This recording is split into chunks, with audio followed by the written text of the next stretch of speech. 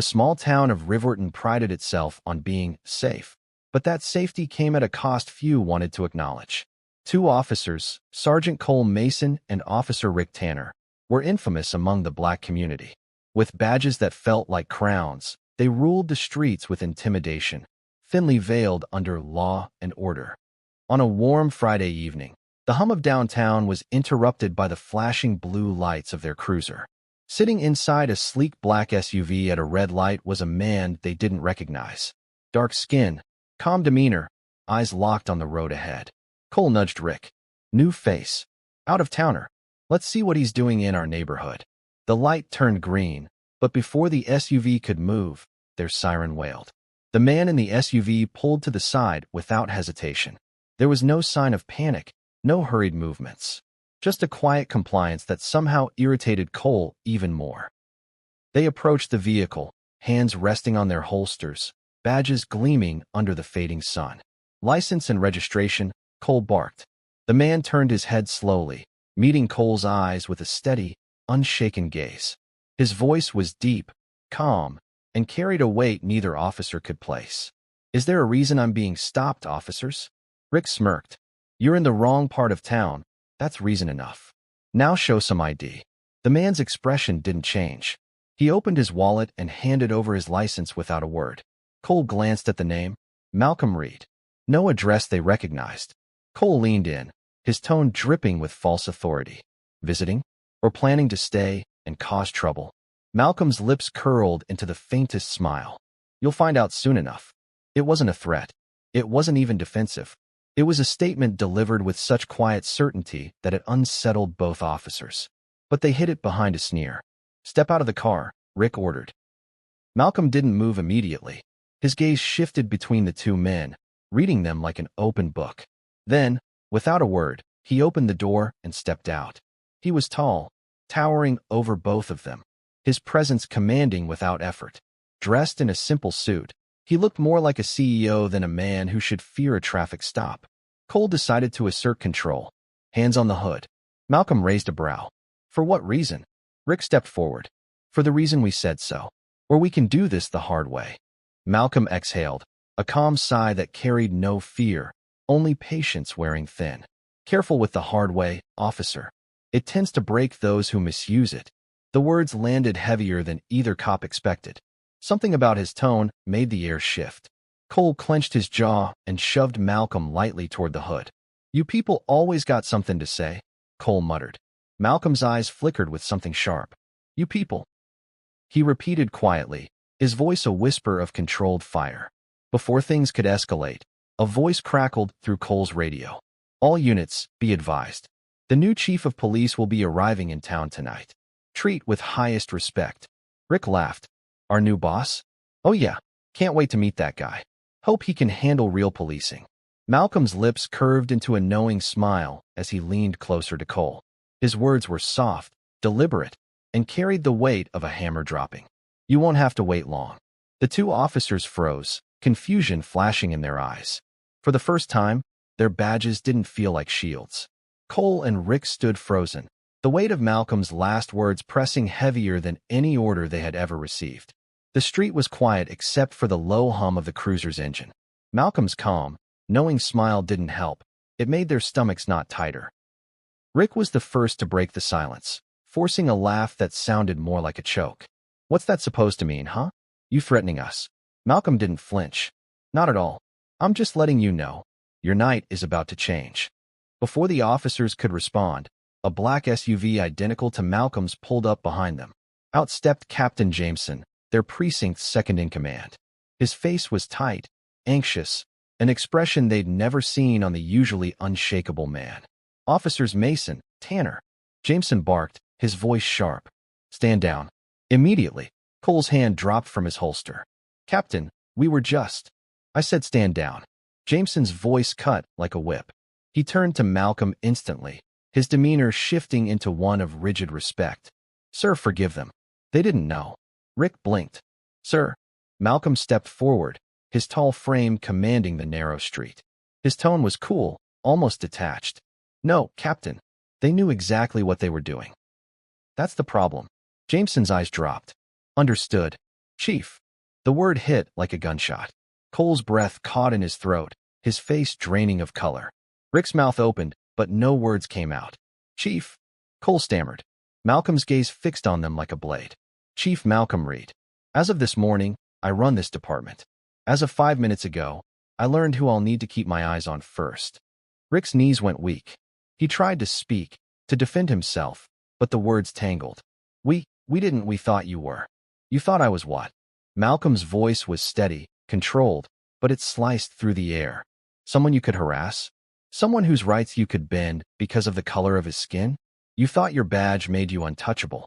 Cole swallowed hard, sweat beading on his temple. Chief, we were just doing our job. Malcolm stepped closer, his eyes cold steel. Your job is to serve and protect, not intimidate and degrade. But don't worry.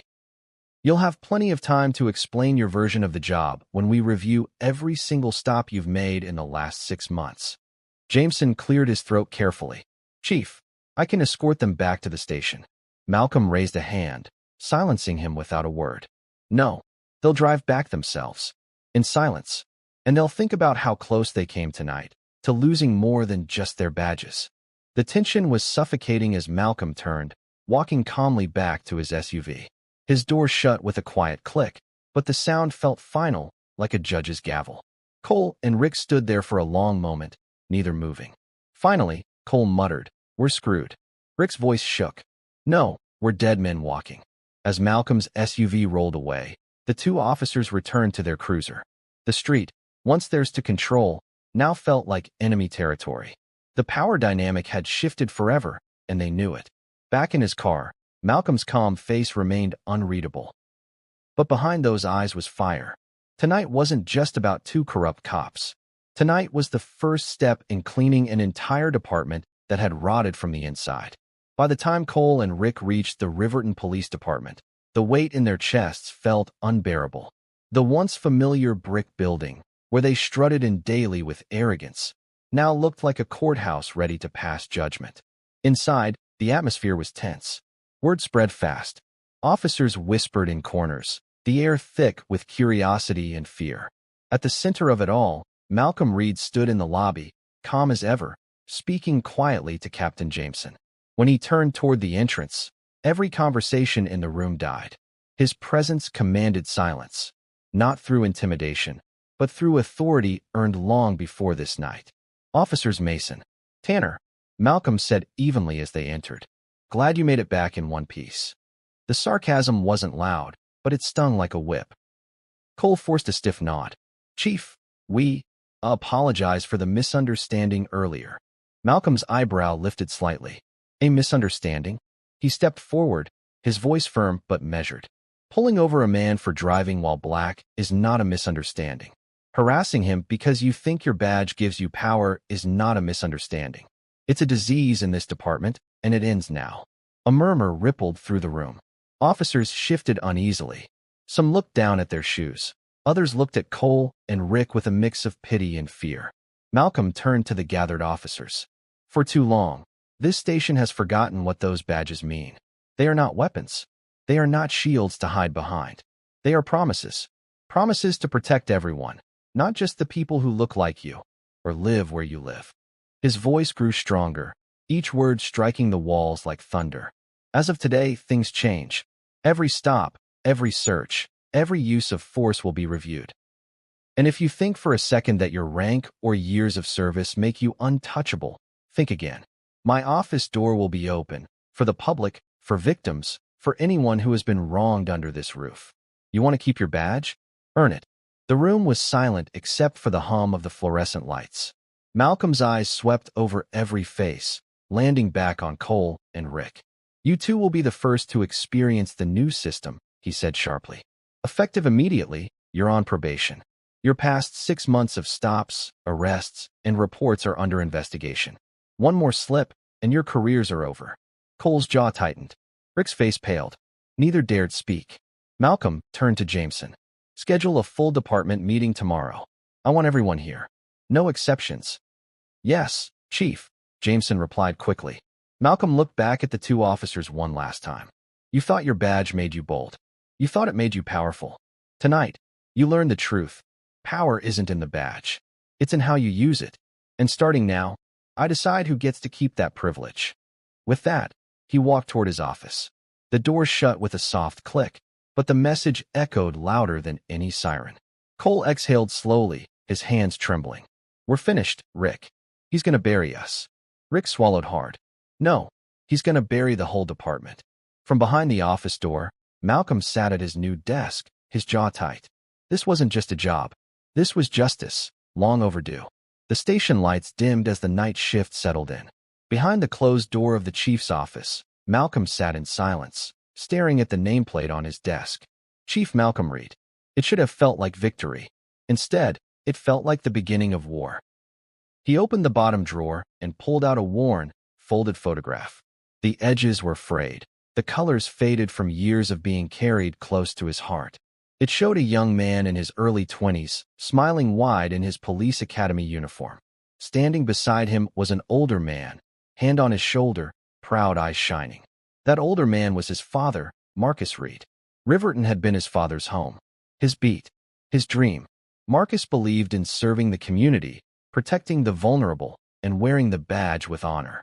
But honor meant nothing to those who feared change. Malcolm could still hear the phone call that changed his life. He was in another city, climbing ranks in a different department when the news came. Marcus Reed, dead during a routine stop gone wrong. The official report claimed an accident, a misunderstanding with fellow officers during a call. But Malcolm knew the truth.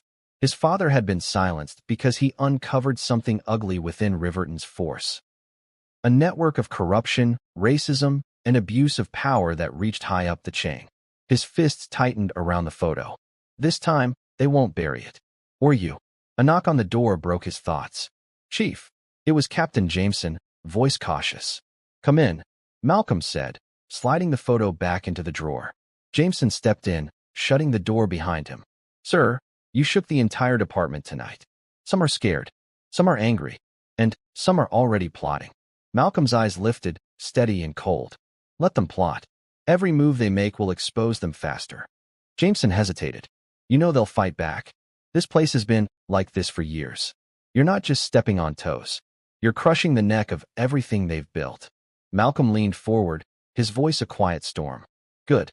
Because what they built killed my father. Jameson stiffened, surprise flashing across his face. Your father, Marcus Reed? He was a good cop, one of the last. And they destroyed him to protect their rot. Malcolm's tone was sharp, but beneath it lay a raw wound. I'm not here just to clean up this department, Captain. I'm here to finish what he started. And I don't care how many badges I have to strip to do it. Jameson nodded slowly, a new respect settling in his eyes. Then you're going to need allies. Not everyone here is dirty, but fear keeps good men quiet. Malcolm stood, the weight of his mission grounding him. Then we start by breaking that fear. He walked to the window, looking out over the darkened streets of Riverton. Somewhere out there, the people his father swore to protect were still suffering under the shadow of this department. That ended now. Turning back to Jameson, Malcolm's voice was firm. Tomorrow, I'm calling a town meeting. Public. Everyone's invited. If this department serves the people, then it's time the people see exactly who we are and who we're about to become. Jameson's lips pressed into a thin line, then he nodded. Yes, Chief. As the captain left, Malcolm sat back down, eyes hardening with resolve. The ghosts of the past were no longer haunting him. They were marching beside him. Tomorrow would not just be a meeting. It would be the beginning of a war for the soul of Riverton. The Riverton Community Center was packed wall to wall. News had spread overnight. The new chief of police was holding a public meeting. Citizens who had long whispered their anger and fear were now seated shoulder to shoulder, waiting to see if this was another hollow promise or a true change. Cole and Rick stood off to the side with the rest of the department, uniforms stiff, faces pale. The weight of last night's encounter hadn't left them. They had been ordered to attend, front and center. At exactly 7 p.m., Malcolm Reed walked onto the stage. The room fell into instant silence. He didn't speak right away. He stood there, scanning the faces. The worried mothers, the skeptical elders, the hardened young men who had seen too many of their own harassed and broken. He also saw the officers in the back, some defiant, some nervous, and some genuinely hopeful. When Malcolm finally spoke, His voice cut through the room like a blade. My name is Malcolm Reed. As of yesterday, I am your chief of police. But before I wear this badge for you, I need to tell you the truth about the one I carry for myself. He stepped forward, holding up the worn photograph of his father. This is Marcus Reed, my father. He wore the badge in this very department. He believed in protecting everyone, no matter their color, no matter their class. For that, he was silenced. A gasp rippled through the crowd. Malcolm's jaw tightened. He died because this department stopped serving you and started serving itself. Because corruption and fear became more powerful than justice. That ends tonight. He turned, his eyes locking on the officers standing in the back, including Cole and Rick. Last night, 2 of my officers stopped me. Not because of a crime, not because of suspicious behavior, but because of my skin. A murmur spread like fire through the room. All eyes snapped to Cole and Rick. Their faces burned red, the weight of the crowd's gaze heavier than any handcuffs. Malcolm's voice rose, carrying the room. Those officers thought their badges made them untouchable. But the truth is simple. This badge, he held up his own, means nothing if it's used to harm instead of protect.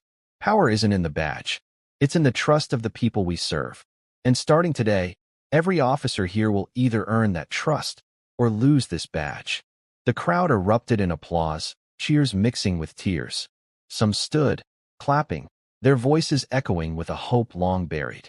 Malcolm turned back to Cole and Rick, his tone like iron. You are suspended effective immediately, pending full investigation. If what I suspect is true, you'll never wear this uniform again. And if you've hurt a single innocent person under the cover of law, you will face justice like any other criminal. Cole's head dropped. Rick looked like he might collapse. For the first time in their careers, they were powerless. Malcolm faced the crowd again, his voice softer now, but carrying just as much strength. To the people of Rivwerton, this department belongs to you. I don't just work for the city. I work for every single one of you in this room. My father's dream was to build a force that protected everyone. I intend to finish what he started. Together, we can burn out the rot and rebuild something worthy of your trust. The applause was thunder now.